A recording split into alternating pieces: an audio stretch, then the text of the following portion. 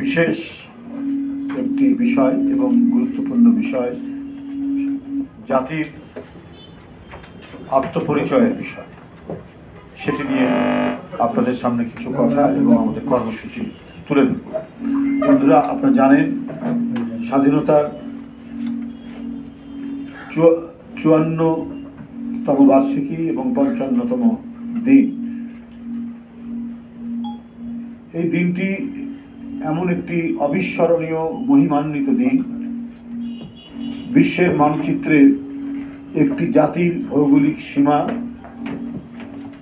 এবং তার স্বাধীন পতাকা নিশ্চিত হয়েছে।